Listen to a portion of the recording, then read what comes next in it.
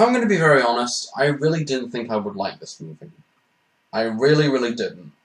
I went in with an extremely negative attitude, thinking that it was going to be bad, and thinking that I would hate it, and thinking that I would immediately guess that the formula for this movie was going to be the exact same of the last two films, and that nothing here would have been achieved, at least, from a filmmaking perspective and a film-going perspective.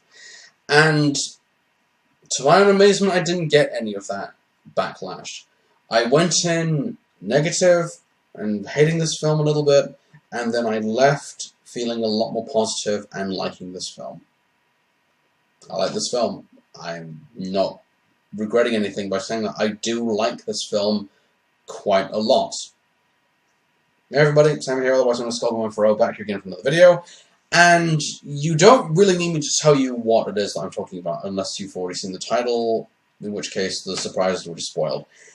Yes, today I'm going to be talking about Transformers: Age of Extinction. I saw this movie yesterday, and originally I was going to make this video when I got home. But it was midnight when I got home, and I was so tired that I just crashed down my bed, and I just didn't have any energy. So, after a day of thinking a little bit, I wanted to get in front of the camera and tell you how I felt about this movie.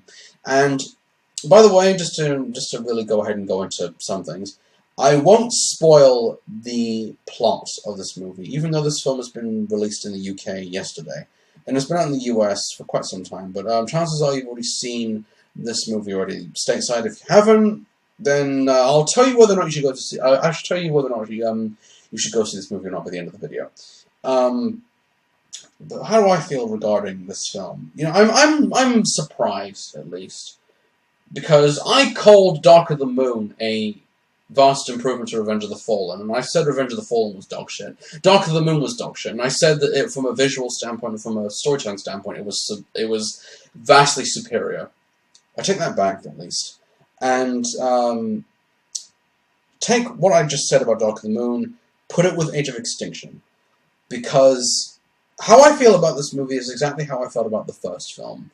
In that I thoroughly enjoyed it. It did everything that I wanted it to do. And, you know, I did what is the excuse provided. I left my brain at the door.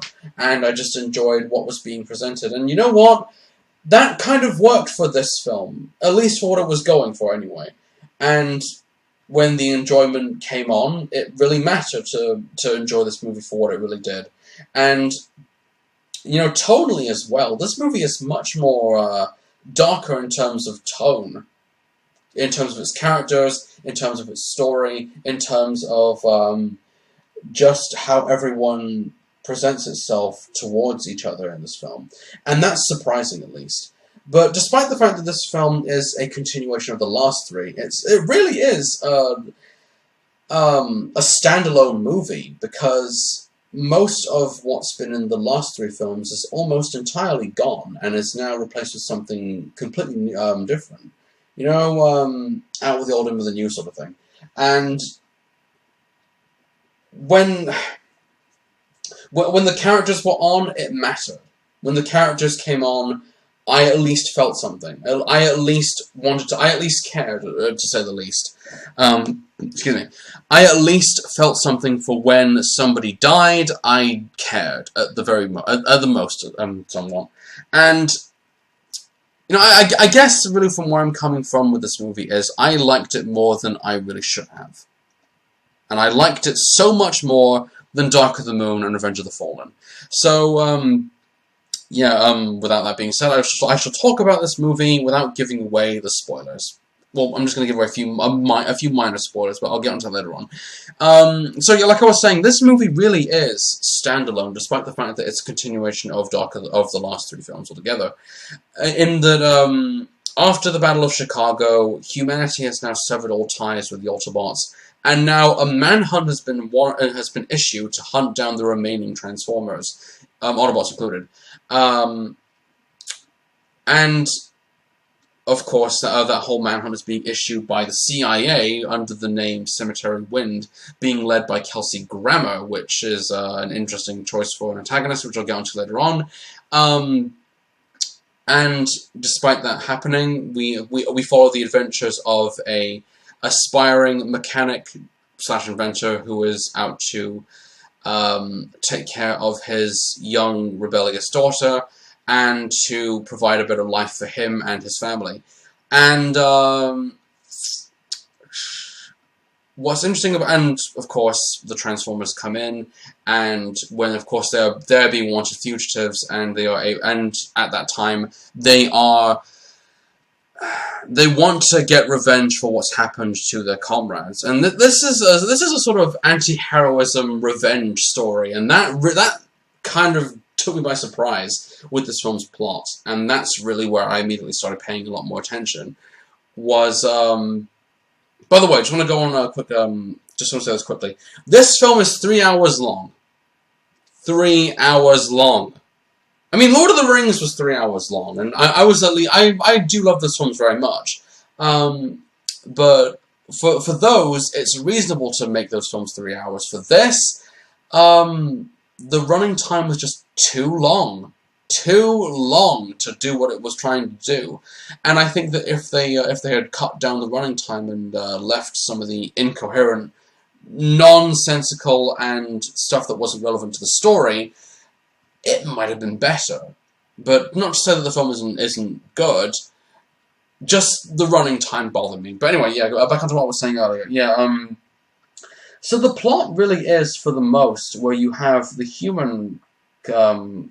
Where you have the humans basically manufacturing man-made transformers with the matter of transformium, which I'm kind of siding with Smizno on this. Is that the name transformium? It's like, yeah, Avatar had unobtainium, Transformers has transformium. Yeah, that's stupid. Stuff like that just. That was just annoying and kind of bothered me a little bit. But that was a minor thing that bothered me, at least, about that movie. Anyway, so whilst that's going on, you have Lockdown, surprisingly, in this movie. Lockdown, after Optimus Prime, a bounty hunter who's hired by Kelsey Grammer's character, to hunt down Optimus Prime and take him to their creators.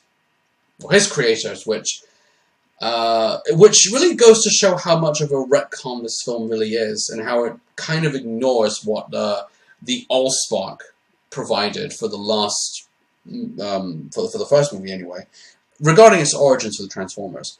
And anyway, so yeah, I mean, this film's plot is much more easier to follow and less complicated as well, because the last two films of its plot was very complicated and very difficult to really sit through and really follow what was going on.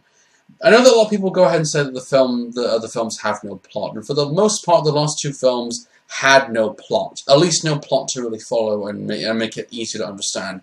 This film's plot, at least, is more easier to understand, and at least the enjoyment of the plot is carried by the over enthusiasm of the characters and their body language and their behavior. But yeah, I mean, the plot for this film is at least more coherent. But this film does feel, at least from a fan's perspective, more like a Transformers movie, more like a Transformers film than the last three films. But it was still, I rank this film up there with the first film, surprisingly. Anyway, the human cast, which I'm going to try and... I won't go into too much detail regarding the human cast, but each of the players were very good, surprisingly. Marky Mark, which, by the way, I never cared that much for Mark Wahlberg as an actor. I never got behind his whole idea as an actor, because I know he was in Marky Mark and the Funky Bunch back in the 90s, and I know that he's been in so many other films, which I've only seen the bad ones, which I never really could take him that seriously, because I always said that Marky Mark can't act. Here, though, at least, Mark Wahlberg is at least far more believable and interesting as an actor and as a person who really can get invested into the character he's playing, far more than Shia LaBeouf. And I liked Shia LaBeouf in the first Transformers film. At least his character was kind of believable and enjoyable to some extent, but it kind of deteriorated over the films as they progressed. But with Mark Wahlberg's character of Cade Yeager, who Cade Yeager is supposed to be a mechanic slash inventor, even though he has abs, which makes no sense for someone like Marky Mark to play him, which makes no sense, because in the last film he was in Pain and Gain, I mean, Marky Mark is ripped, by the way. He's a very well-built actor, and a well-built person in a whole. So him to play a mechanic made no sense, but the character, I did like the character, because seeing his amazement at seeing a Transformer for the first time, and seeing him actually care about his daughter that he was trying to protect, really made a difference and made this plot more enjoyable, more believable, at least from how I see it. But his character does things. This is a human character in the Transformers films that finally does things. He participates in the battle between the Autobots and the Decepticons, and he fires guns. He protects his daughter. He's quite protective of his daughter, even though why wouldn't a parent be? But anyway, he does things, and he was by far the most enjoyable, one of a few enjoyable characters in this movie. The character, his daughter, Tessa Yeager, who's played by I can't think of her name, but she played Katara in that really fucking awful Last Airbender movie. She was alright. I mean, she kind of falls into the same trap that most female characters do fall into in Michael Bay films. In they have to be perfect, they have to be tanned, the camera has to be focusing right up, getting right up to their underwear, essentially. They have to wear short shorts. They have to be attractive. Not a single part of them would be unattractive, but in this instance, she kind of had to be attractive, but the attractive side of things was not really believable, at least from how I see it anyway. She was fine, at least. Yeah, I mean, those two were fine, because there was a chemistry. There was a believable family chemistry between these two than there were than the Witwicky family and Sam and his many girlfriends. Which that's saying a lot, because those characters that were a missed opportunity, at least from a human viewpoint. At least in Age of Extinction, Extinction's human characters are more interesting and more likable. 3 anyway. I want to get onto the villain first of all of human characters. His name is Harold Attinger, who's played by Kelsey Grammer, who, by the way, Kelsey Grammer is great in this movie. Kelsey Grammer plays the sort of, the business suit wearing, lurks in the shadows kind of character that you would see in a film from in an action film from the 80s or the 90s. Like, there are so many names I can think of, but like Jack Palance in Tango and Cash's character. Yeah, Harold Attinger's character is really... He's actually an interesting villain, and you wouldn't think Kelsey Grammer would be suited for playing villainous characters, but his whole role in the movie made the character someone you wanted to hate. And not just hate because he was unlikable, but he was unlikable, but hate in the same way that you have a villain, you're doing bad things, and I should hate you because you're doing bad things. You're a threat to the main protagonist in this movie, and that was great about Kelsey Grammer's character. Kelsey Grammer really, if by the time this film gets awards, and it will receive an amalgam of Golden Raspberry Awards, I'm hoping at least Kelsey Grammer gets an award for Best Actor, because I did like his performance so much more in this film, because this is a human character that I could hate. This is a human character that I can sort of connect with. This is a human character that was believable. This was an antagonist that did things. And that's saying something. Anyway, getting on to the robots. I'll get on to more of the human characters later on by the end of the movie. But the Transformers themselves, the Autobots, Optimus Prime. I have said before that I'm beginning to see Murder Prime in a much more different way, because if you're going to have Optimus Prime be a murderous character, at least have a reason to have him be a murderous psychopath. In here, there are reasons, because when you first see him, and when you first see him transform out of his flat-nosed truck Altmo, which is a reference to his Altmodden G1. His first words were, "I'm going to kill you," and go, "Ah!" And you saw what once was a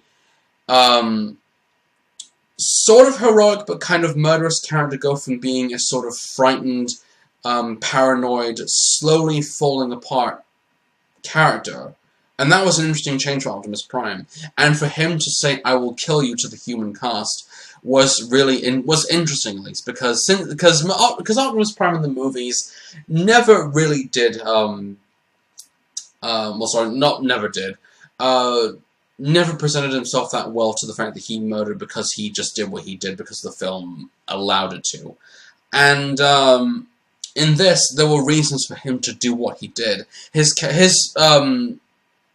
keep saying a in this video, I'm sorry about that, but his behavior in this movie and his whole, his approach towards the humans and his approach towards seeing his friend, the Autobots die, was taken much more seriously, I think, because when you saw Optimus kill Transformers left and right, there wasn't really much to go along with that, because it just happened.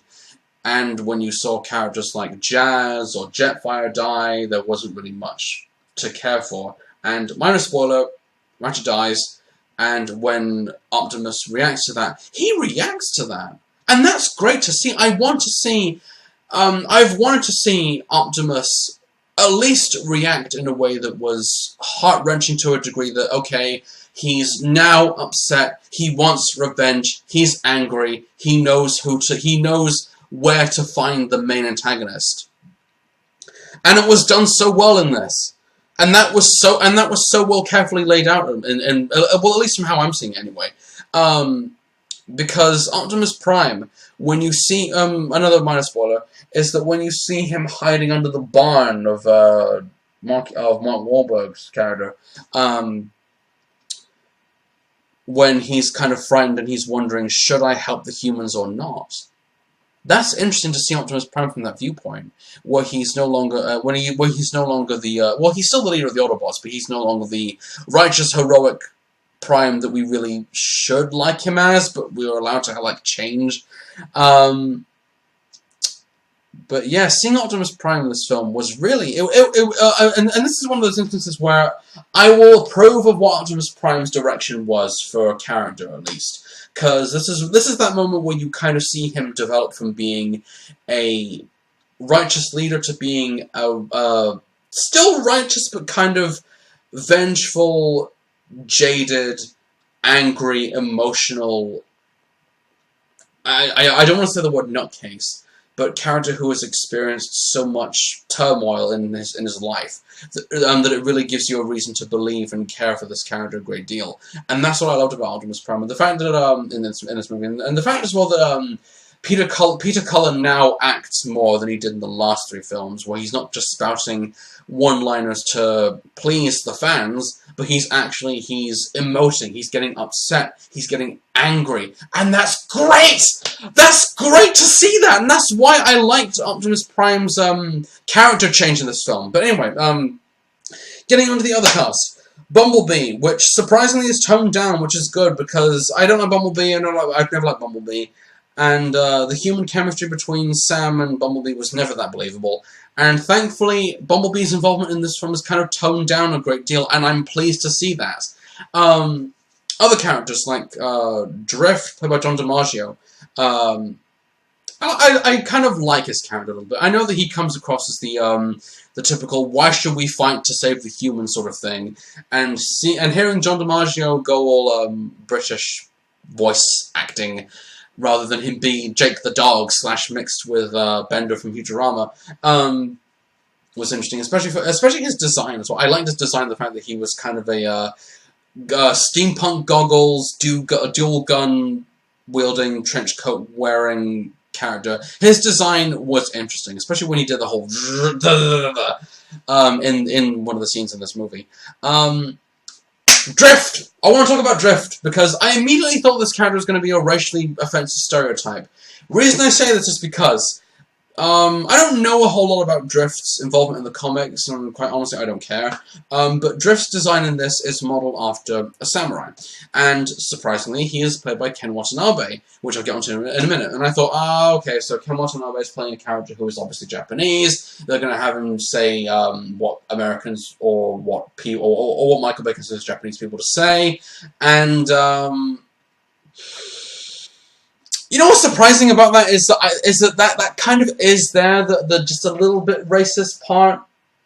It's not as offensive as Skids and Mudflap, but Drift's character is visually it's interesting, and I liked the fact that Ken Watanabe made this character a sort of honorable samurai, and that kind of worked because I like samurais. I love the whole samurai lore. But hearing him go sensei and hearing him speak in haikus was just a little bit, just a teaspoon of offensive. At least from the fact that, okay, you have a character who is basically Japanese, who looks like a samurai, but he doesn't say anything of what a normal person would say regarding him, regarding dialogue. It was a minor thing, but it didn't stop me from liking the character, I think. Some of the characters in this were interesting, to say the least. Hound!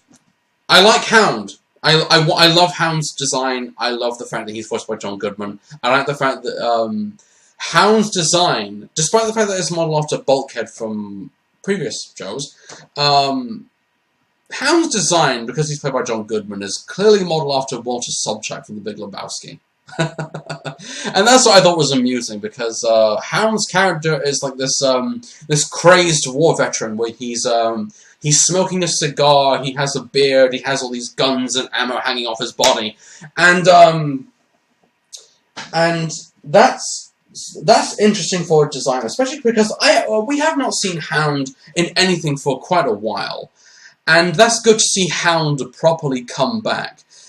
Visually, like Bulkhead, but behavioral wise, like Walter Sobchak. I almost expected him to go, this is what happens when you fuck a stranger in the ass.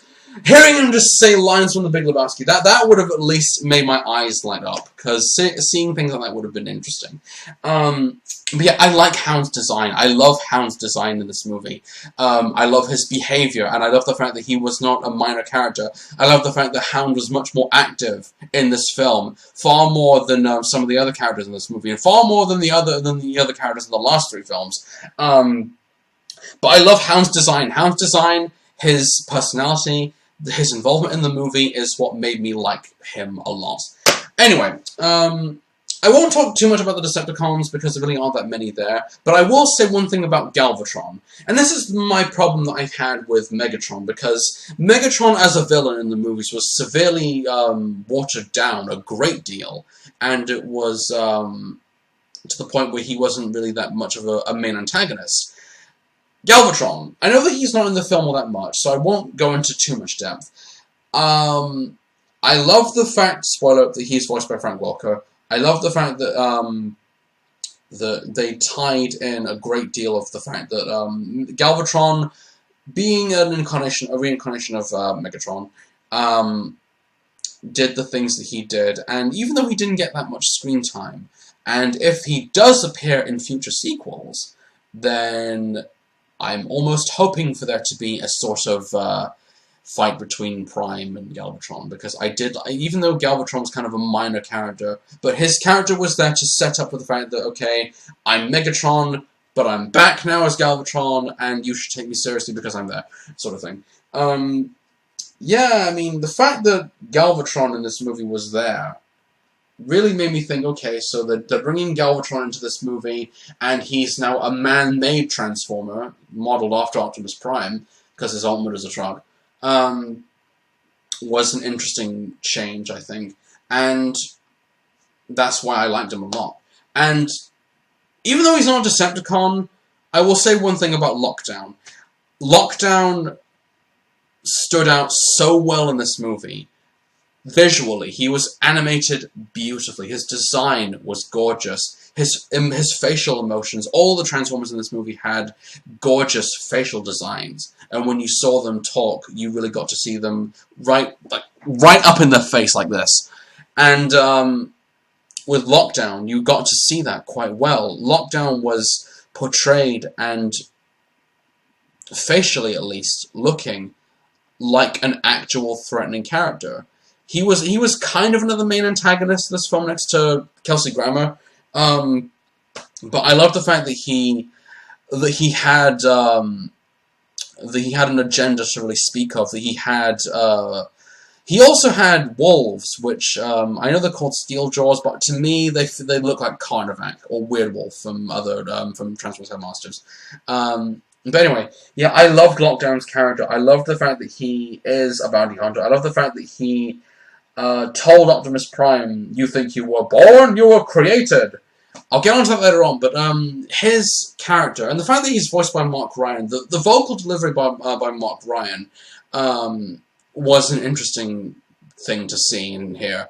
Because I would have thought, okay, so they got Lockdown, they're going to bring in Lance Henriksen, right? Nope. They got Mark Ryan, who played Bumblebee, and other characters, and they do it so well in this. And the way that Lockdown moves, the way that Lockdown acts, the way that Lockdown behaves, everything about how he acts is really surprising, especially on an effects level, because big ups to ILM for all the designs of the Transformers in this movie, but the movement for each of them. Lockdown especially, for the way that he moved and the way that he emoted and the way that he acted, was really a joy to see him do that, because his design was gorgeous. All of them are. But Lockdown's one I like the most. In fact, I want to see a proper Lockdown toy. I do love the Revenge of the Fallen Lockdown toy, but I want to see a proper Age of Extinction Lockdown toy, and I would actually buy it. I don't normally say that about the movie toys, but for this instance, I will buy it. I will buy that toy if it gets made. Lockdown's character I loved so much, and it's a shame that he had to die, but at least the fight between him and Optimus Prime was believable, and it was seen clearly. Even though, again, action-wise in this film, the whole shaky cam crap, there's way too much of that. It gave me a fucking headache. But action-wise, it's clearly restrained to the point where everything's not grappling at each other all the time. It's seen clearly to the point where you see the Transformers clear up. And even though I'm kind of a bit obtrusive about slow motion scenes, because when slow motion can be handled, it has to be handled properly, not at all. Here it's handled properly. Here you see the Transformers get physically damaged, and the slow motion when you see a fist coming up to someone's face and going like this, and when you saw some of the characters just getting emotionally angry, when you saw the camera just like slowly pan to the character's face, and when you saw them just like firing their guns and stuff like that, slow motion like that has to work like that, and it worked quite well in this. So yeah, visually, this film is I don't want to say it's an improvement of the last two films. Revenge of the Fallen had some of the worst visual design from an action movie standpoint that I've ever seen. Dark of the Moon improved on that, but it was still kind of a problem. Age of Extinction does what the first film did, at least. Make the action enjoyable. Make the effects more convincing, and make everything about this movie work, and it worked so well. If I had any complaints with this movie, it would be in a few minor areas. I'm going to list them off right now. The boyfriend of Tessa Yeager, I think what's his name? He's played by Jack Raynor, who the character of Jack Raynor in this movie. He's a race car boyfriend, and it says that he's from Ireland, but the actor sounds Australian trying to do an Irish accent. It's awful. Jack Raynor is probably one of the worst things in this movie. I did not like his character at all. And if you cut him out of this movie, it wouldn't have made any difference if you did. Because his character wasn't believable. There wasn't a chemistry between him and Tessa Yeager. And the fact that he openly said, "I'm going to make out with your daughter," to Mark Wahlberg, right in front of Mark Wahlberg, and where he was doing all this stuff with Tessa Yeager.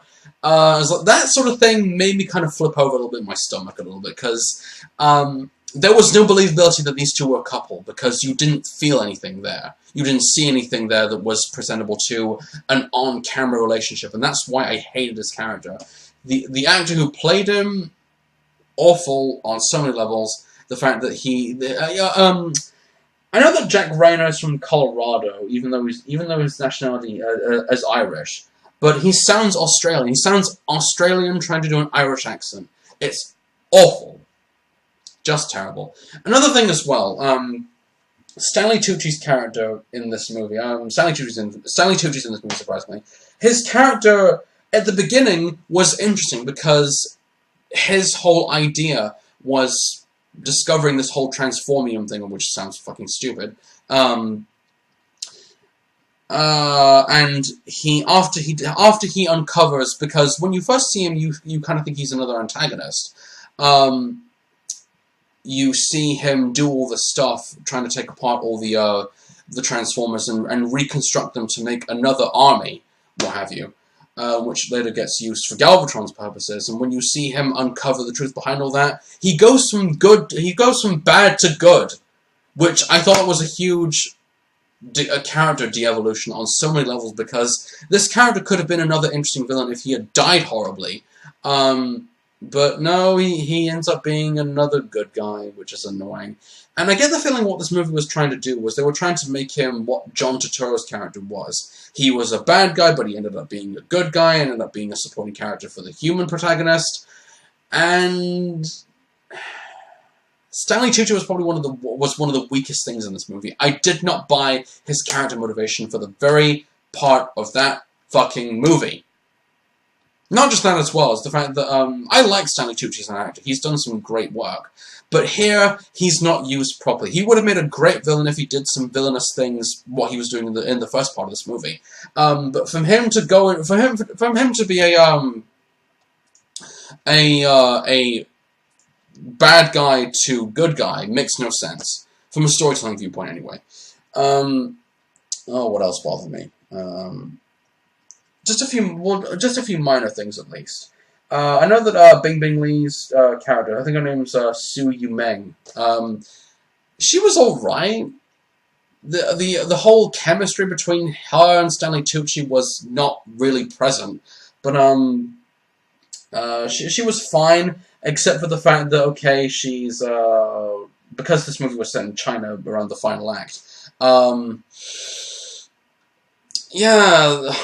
Her character didn't really care that much for. She was just alright. The fact that this movie was now set in China, and we had to have her doing martial arts, because of course her backstory is she was involved in the police, even though somewhere in the movie there's like a karate man who does all the karate stuff against, who's not part of the actual cast of this film, but is there anyway, who goes against one of Cemetery Wynn's bitches, essentially, the CIA, and that was take that part out of the movie and it wouldn't matter. So yeah, those are my only complaints. Oh, one thing I want to mention quickly, and this was a huge thing for me, and this was kind of one thing I was kind of dreading a little bit, how this would get handled, and how this would look on screen, and how the fact that Michael Bay even said he didn't like these characters when they're in this movie to begin with. The Dinobots! The Dinobots in this movie are gorgeously designed.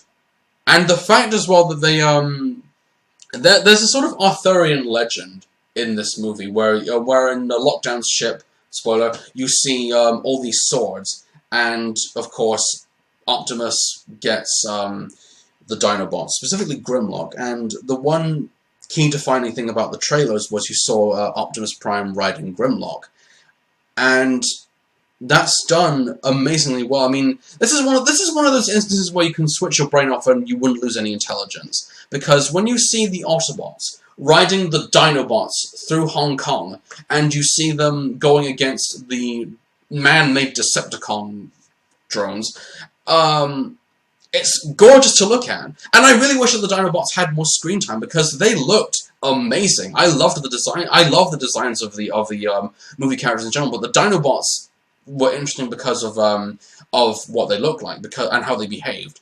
Because the fact that they're dinosaurs, you would imagine them to have a sort of Neanderthal behavior to their characters. To me, they felt and looked like barbarians. And I really wish that if they do come back in future movies, that they would, their characters, I'm not saying that they have to be fully fleshed out characters, but at least have a few moments to make their characters somewhat memorable, at least. Because I loved the fact that the Dinobots were in this movie. And by the way, when Optimus Prime lets them go, spoiler, yeah, that bothered me a little bit. I mean, you let them go and then they do stuff. Yeah. But it's a shame that they didn't that Greg Berger wasn't the voice of Grimlock in this movie. The fact that Grimlock didn't talk either. But then again, I guess that's for the better or for the worse. For them to kind of be Neanderthal-style, barbarian appearance-looking Transformers, and I loved the Dinobots. I thought that the treatment for them could have been handled a little bit better, but to see the Autobots ride the Dinobots, and to see them actually be a part of the set piece, and the amalgam of explosions that happened in this movie, they made a difference, at least. Oh, one thing I just want to mention quickly is the humor-wise. The humor, thankfully, in this movie is not as blatantly offensive, and it's not as unfunny here, because you had one character in this movie who's played by T.J. Miller, who's kind of a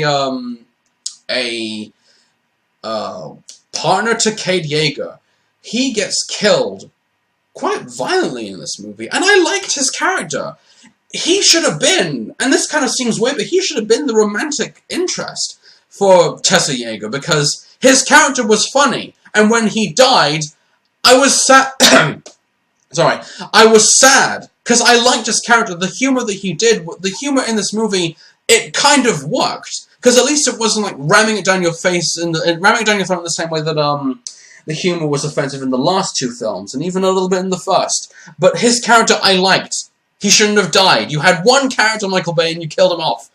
But yeah, what more can I say about this film than me ranting at the camera? I did like this film a lot. This film is, by a stretch of the imagination, a definite improvement to the last two turds in this franchise. And you know what? This is one of those instances where I have now got a great respect for the movie franchise, for them doing what they're doing with this movie, with these movies in general.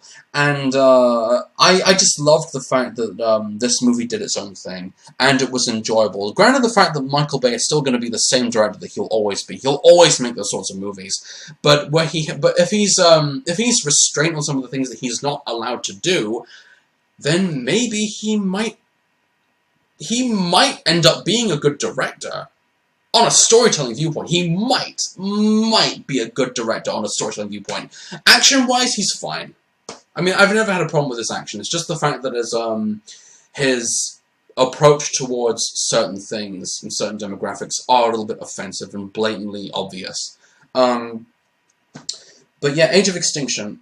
I will go ahead and say right now, go see this movie. If you haven't seen it already, go see it, because if you're like me, if you're one of those, if you're like me and you didn't like the last two films and you loved the first, and if you're a Transformers fan, you will like this movie. If you are somebody that's out for a good story, out for an intellectually engaging story with some character development, at least from some of the characters, you might not find that here. And I've had my problems with the movies not having any character development, and that's, well, take it or leave it for what it is. I mean, when they do have character development, I'm not saying that in movies like this you have to have the characters have fully in-depth characters, because that's not really the case. But little moments where they can make these characters stand out.